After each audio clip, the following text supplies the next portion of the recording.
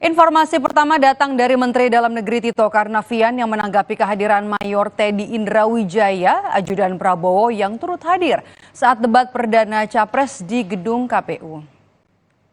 Tito menyebut seragam yang dikenakan Teddy sama dengan pendukung Prabowo karena dalam rangka penyamaran.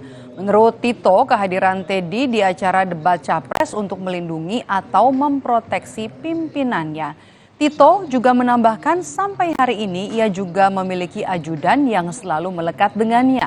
Tito menyebut hal itu penting untuk melindungi dari segala ancaman.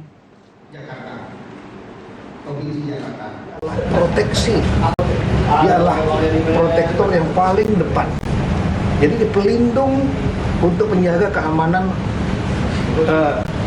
pimpinannya yang dia menjadi ajudan. Sama ajudan saya punya ajudan saya hadir ini, dia tugas dia, saya pilih yang kuat-kuat. Makanya rata-rata ajudan itu orang-orang yang memang terlatih juga untuk melindungi pimpinannya kalau ada serangan. Sementara itu, Badan Pengawas Pemilu Bawaslu menyebut kehadiran Mayor Infantri Teddy Indrawijaya di debat Capres bukan sebagai tim kampanye, melainkan tim pengamanan dari Menteri Pertahanan Prabowo Subianto. Meski demikian, Bawaslu akan berkoordinasi dengan TNI dan KPU soal status Mayor Teddy.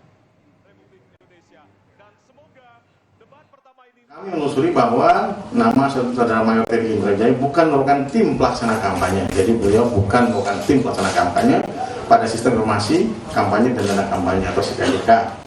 Bahwa sebagaimana diketahui paslon dengan nomor urut 2, Bapak Prabowo Subianto saat ini masih menjabat sebagai Menteri Pertahanan, sehingga yang bersangkutan dilarang untuk menggunakan fasilitas dalam jabatan kecuali fasilitas pengamanan bagi pejabat negara yang dimaksud dalam ketentuan pasal 281 ayat 1 huruf A Undang-Undang Nomor 7 Tahun 2017 tentang Pemilihan Umum, sehingga kehadiran Mayor Teddy Indrawijaya pada debat tanggal 12 Desember 2023 di KPU dalam kapasitas sebagai petugas pengamanan.